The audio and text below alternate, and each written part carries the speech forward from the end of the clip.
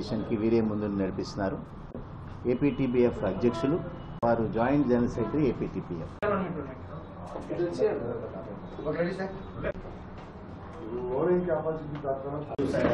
బ్యాంకులన్నీ కూడా పనిచేస్తుంది. కేంద్ర ప్రభుత్వాలు చెప్తున్నాయి మీరందరి ద్వారా విపరీత ఎక్కువ రుణాలు ఇవ్వండి అని. కాకపోతే దాని క్యాపిటల్ సప్లై చేయకుండా ఆంధ్రప్రదేశ్ అండ్ తెలంగాణ బ్యాంకు ఉద్యోగుల సమాఖ్యకి ప్రధాన కార్యదర్శిగా ఉన్నాను. వీరు ధర్నా బిఫోర్ పార్లమెంట్, మా సిగ్నేచర్ టు ది లోకల్ ఆర్థిక పరంగా స్ట్రాంగ్ గా ఉన్నాయి. వాటితో compete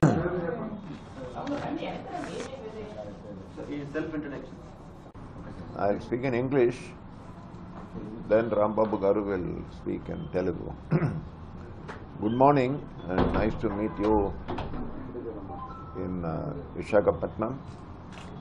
Visakhapatnam, you are always very close to our bank employees and you are covering all our programs also. Recently now the government has given their budget, and from the All India Bank Employees Association, we expected a lot of things from this budget. For the country, for the people, for the bank employees, for the banking industry, for the economy. But we are disappointed. Nothing has happened in the budget. For example, the government is claiming that this budget is very good and Indian economy is a bright star in the global economy.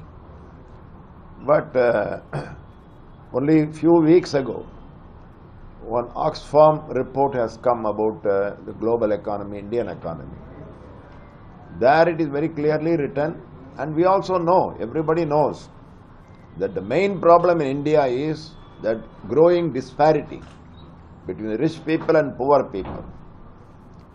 Rich people have become more rich, poor people are becoming more poor, and this is very dangerous for any country. But in this budget, they have not done anything to bring down this disparity, to remove the disparity. On the other hand, more concessions have been given to rich people and no relief for the poor people. This is number one. Number two, agriculture is the mainstay of Indian economy. In this, they have told that we will give more loan to agriculture. That means they want to make the agriculture sector more indebted. What we want is a modernization of agriculture and minimum support price which will take care of the interest of the farming people, Kisans. That they have not done anything. On the other hand, they say we will give this loan, 20 lakh crore is the target. So they will take loan, they cannot pay, ultimately they will be in trouble. So this will be the problem, crisis in agriculture sector. Second, we want more employment. India, a lot of young people are there, but there is no scope for any employment opportunity. On the other hand, they have said that their Agnipath will continue. That means temporary job, contract job for 5 years, 4 years. We need more job. Unemployment has increased like anything. In this budget, there is no solution to the problem of unemployment. And employment in our country will come from this small scale industry, medium industry, MSME. There also they are in trouble because last 3-4 years corona, they have suffered a lot. So they want some relief, they want some concession.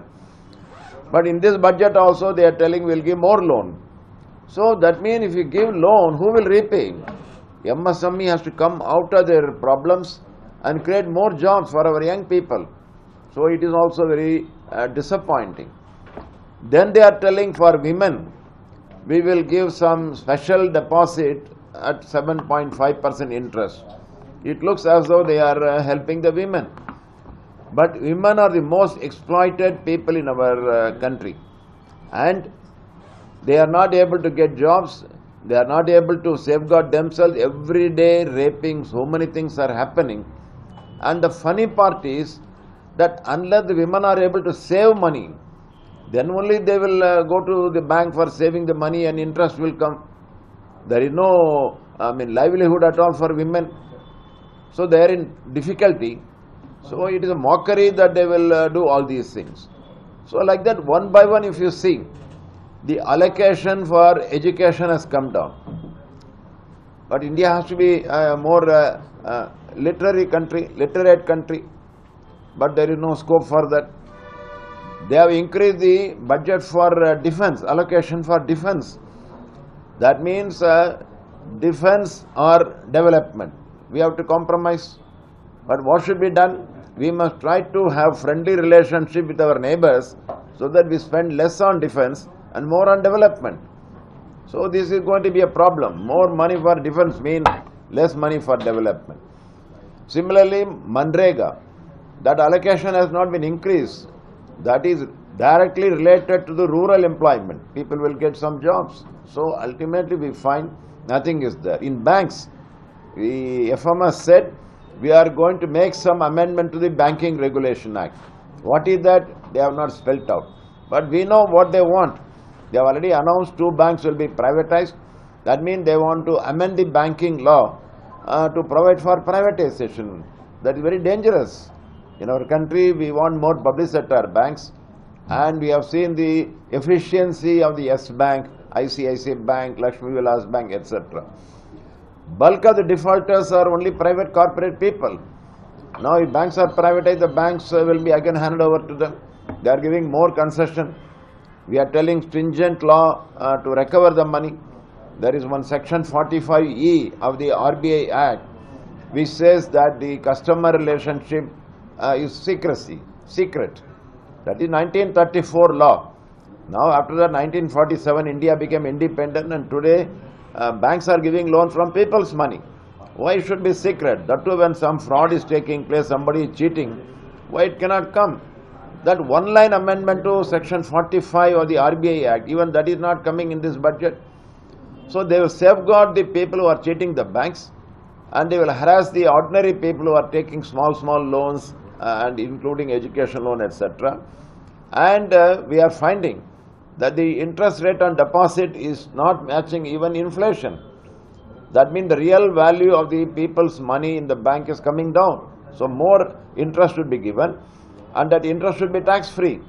There are a lot of tax concession for other mutual fund, etc. Whereas for the bank deposit interest, there is no relief from income tax. And for senior citizens, they must be given some extra interest. These are all our demand from banking industry. Nothing has come. So bank crisis will continue, economic crisis will continue, agriculture crisis will continue, employment crisis will continue. And they are only telling Amrit Kal. They are giving Amrit to the rich people. They are giving poison to the poor people in this country. So we are completely disappointed, and we are going to fight. Similarly, bank privatization, if they go ahead, then All India Bank Employees Association, we will go on strike, etc. On the other hand, from AIBA, we are demanding additional adequate recruitment. In all the banks, there is shortage of staff. 2 lakh vacancies are there that are not being filled up. Employees are suffering with heavy workload. We are not able to give good customer service. Customers are dissatisfied. So adequate recruitment is a top priority. And that also in AIBA, we have decided to go for more agitations and strikes in the days to come. It is in this background that today we have come to Visakhapatnam to discuss all these matters. Thank you. Sir, what are the 2? They have only told 2 banks. Which bank they have not told. Somebody says a big bank, somebody says small bank, somebody says profit-making bank, somebody says loss-making bank. All banks are good. According to us, no bank should be privatized. The private bank should be nationalized now. We have seen ICICI Bank, we have seen Yes Bank, Lakshmi Vilas Bank. They are not okay. So no bank should be privatized. But so far government has not told which bank will be privatized. What is the protest you are going? The country, and throughout the country dharnas, then followed by repeated strike actions throughout the country. Ready, sir? నా పేరు రాంబాబు. నేను Andhra Pradesh and Telangana bank ఉద్యోగుల సమాఖ్యకు ప్రధాన కార్యదర్శిగా ఉన్నాను. ప్రస్తుతం దేశం అంతా కూడా ఈ బడ్జెట్ మీదనే చర్చ జరుగుతున్న నేపథ్యంలో ఒక 2 మాటలు బడ్జెట్ మీద కూడా చెప్పిన తర్వాత బ్యాంకింగ్ సబ్జెక్ట్లో కూడా వెళ్తాను. బడ్జెట్లో ప్రధానంగా వారు ఇచ్చినటువంటి దాంట్లో దాదాపు 20 లక్షల కోట్ల రూపాయలు రైతులకు రుణాలుగా ఇవ్వాలనేటటువంటి దాన్ని పెట్టుకున్నామని చెప్పారు. సో దానిలో ఆ మాట చెప్పడం వరకే కానీ దాని వెనకాల ఉన్నటువంటి సారాంశాన్ని క్లియర్గా చెప్పలేదు. బ్యాంకులు ఎప్పుడైతే 1969వ సంవత్సరంలో నేషనలైజ్ అయినాయో దానిలో బ్యాంకులు ఇచ్చినటువంటి రుణాల్లో 18% అగ్రికల్చర్ రంగానికి వెళ్లాలని క్లియర్గా నిర్దేశించబడింది. దాని ప్రకారం ఇవ్వాల్సినటువంటి రుణాలు 30 లక్షల కోట్ల రూపాయలు, 20 లక్షల కోట్లు కాదు. సో ఇంతవరకు కూడా ఇవ్వనటువంటి రుణాలని ప్రశ్నించడం మానేసి 20 లక్షల కోట్ల రూపాయలు అనేటటువంటి దాన్ని ప్రధానంగా ఎందుకు చెప్పినారంటే ఆల్రెడీ 17 లక్షల కోట్ల రూపాయల రుణాలు ఇవ్వబడ్డాయి అగ్రికల్చర్ రంగానికి. కేవలం 3 లక్షల కోట్ల రూపాయల ప్రతిపాదనది రుణాలు ఇవ్వటం అనేటటువంటిది. రైతులకు రుణాలు కాదు కావాల్సింది, వాళ్ళకి కావాల్సింది మంచి ఎరువులు, విత్తనాలు, సబ్సిడీలు. ఇవన్నీ పక్కన పెట్టి మీకు మళ్ళీ ఇంకా అప్పుల భారాన్ని పెంచుతాం అనేటటువంటిది కరెక్ట్ అయినటువంటి చర్య కాదు. అదే రకంగా ఎంప్లాయ్మెంట్ జనరేషన్ కూడా చేయాల్సినటువంటి అవసరం ఉంది. దాని మీద ఏ రకమైనటువంటి అనౌన్స్మెంట్స్ కూడా చేయలేదు. ఇప్పుడు ఇవన్నీ కూడా పబ్లిక్ సెక్టార్ రంగంలో బ్యాంకులు ఉన్నంత కాలం మాత్రమే ప్రభుత్వాల యొక్క ఉద్దేశాలు నెరవేరుతాయి. ప్రైవేట్ రంగంలో కనుక బ్యాంకులు ఉంటే నెరవేరు. ఓ పక్కన 20 లక్షల కోట్ల రూపాయలు, 30 లక్షల కోట్ల రూపాయలు రుణాలు ఇస్తామని చెప్తూనే ఇంకో పక్క బ్యాంకుల్ని ప్రైవేటీకరిస్తూ ఉంటున్నారు. ఈ జనధన ఖాతాలు అనేటటువంటిది ఏదైతే వీళ్ళు ఒక యాడ్స్టిక్గా పెట్టుకున్నారో ప్రైవేట్ బ్యాంకులు ఎక్కడా కూడా సామాన్యమైన వ్యక్తులకు అకౌంట్లు ఓపెన్ చేసిన సందర్భాలు లేవు. సో ప్రైవేట్ బ్యాంకుల మీద మీ అజమాయిషీ, మీ పెత్తనాలు చెల్లవని చెప్పి తెలిసి కూడా ఈ రకమైనటువంటి కార్యక్రమాలు చేయటం బ్యాంకింగ్ రంగాన్ని ఇవాళ అదానీ యొక్క అతని ట్రాన్సాక్షన్ కనుక చూస్తే ఇటువంటి వ్యక్తులు కనుక బ్యాంకులను పర్చేజ్ చేస్తే ఏ రకమైనటువంటి ఇబ్బందులు వస్తాయో మనందరికీ తెలుసు. ఇవాళ అదానీకి ఇచ్చినటువంటి రుణాల విలువ బ్యాంకుల నుంచి 80,000 కోట్ల రూపాయలు పైబడి ఉన్నాయనేటటువంటిది వాళ్ళ వాదన. Already state bank of India 22,000 కోట్ల రూపాయలు, బ్యాంక్ ఆఫ్ బరోడా 9,000 కోట్ల రూపాయలు, ఈ రకంగా బ్యాంకులు అన్నీ చెప్తున్నాయి. సో ఇన్ని వేల కోట్ల రూపాయలు పబ్లిక్ మనీని పబ్లిక్ సెక్టార్ రంగంలో ఉన్నప్పుడే మనం కాపాడలేకపోతే రేపు పొద్దున ప్రైవేట్ రంగంలోకి వెళ్ళిపోయిన తర్వాత 1,80,000 కోట్ల రూపాయల డిపాజిట్స్ ఏవైతే ఉన్నాయో అవి ఎవరు పరిరక్షించాలి? ఈ క్రైసిస్ని ఎవరు ఎదుర్కోవాలి? అందుకని ప్రభుత్వాల యొక్క విధానాలు తప్పనిసరిగా బ్యాంకింగ్ రంగం అంతా కూడా ప్రైవేట్ రంగం చేతుల్లోనే పబ్లిక్ రంగం చేతుల్లోనే ఉండాలి. ప్రైవేటీకరణ పనికిరాదు.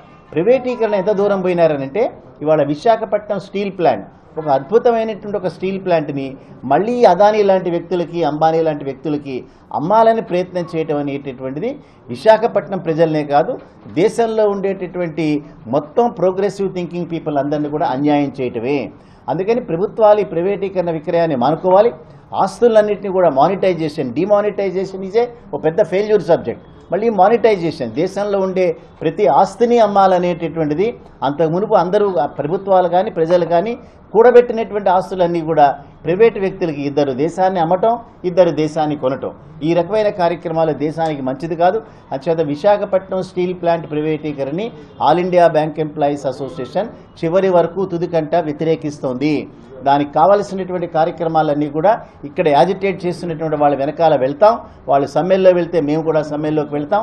విశాఖపట్నం స్టీల్ ప్లాంట్ తప్పనిసరిగా పబ్లిక్ సెక్టార్ రంగంలో ఉండాలి అనేటటువంటి వాదనతో ముందుకు వెళ్తున్నాం. ప్రధానమైనటువంటి ఇంకొక సబ్జెక్ట్ చెప్పి ముగిస్తాను. ఈ దేశంలో కానీ రాష్ట్రంలో కానీ ఉన్న ప్రభుత్వాలు మేము రైతుల పక్షపాతి అని చెప్తూ వస్తున్నారు. కానీ ఇక్కడ టూ టైర్ స్ట్రక్చర్ అనేటటువంటి దాన్ని కనుక వెళ్తే రైతులకు 2% ఆదా అనేటటువంటి జరుగుతుంది. ఇవాళ నాబార్డ్ అనేటటువంటి క్యాపిటల్ సప్లై చేస్తుంది ఎపెక్స్ బ్యాంక్కి, అంటే ఆప్కాబ్ బ్యాంక్కి. ఆప్కాబ్ వచ్చి డీసీసీబీలకు ఇస్తారు, డీసీసీబీలు వెళ్ళి ప్యాక్స్కి ఇస్తారు, ప్యాక్స్ వెళ్ళి అల్టిమేట్గా రైతులకు రుణ సహాయం చేస్తారు. ప్రతి ఒక్కళ్ళు 2% చొప్పున వేసుకుంటున్నారు.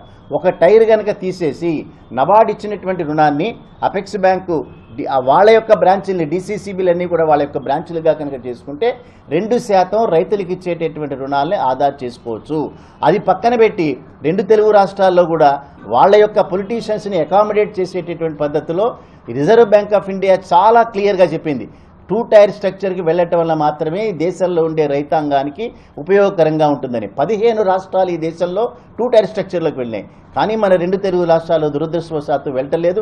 వెళ్ళకపోవడమే కాకుండా దానికి వ్యతిరేకంగా పనిచేస్తున్నారు.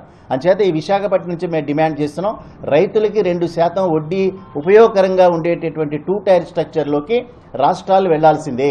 రిజర్వ్ బ్యాంక్ ఆఫ్ ఇండియా ఇచ్చినటువంటి సూచనల్ని అమలు చేయాల్సిందే. అదే రకంగా బ్యాంకులన్నింటి కూడా పబ్లిక్ సెక్టార్ రంగంలో ఉన్నప్పుడు మాత్రమే దేశంలో 65% డిపెండ్ అయినటువంటి అగ్రికల్చర్ రంగానికి న్యాయం జరుగుతుంది. పబ్లిక్ సెక్టార్ రంగంలోంచి ఏమాత్రం ప్రైవేట్ రంగంలోకి చేసే ప్రయత్నం చేసినా all India bank employees association నిరవధిక సమ్మె చేపట్టి దీన్ని అడ్డుకుంటామని మాత్రమే చెప్పగలుగుతారు. వైఖరిని మార్చడం అంటే ఒక ట్రేడ్ యూనియన్ ఆర్గనైజేషన్గా పార్లమెంటు బయట మేము చేసేటటువంటి పోరాటాలు తప్పనిసరిగా మేము చేస్తాం. ప్రైవేటీకరణ, బ్యాంకులు ప్రైవేట్ రంగంలో 200 సంవత్సరాల పైచీలకు ఉండేవి.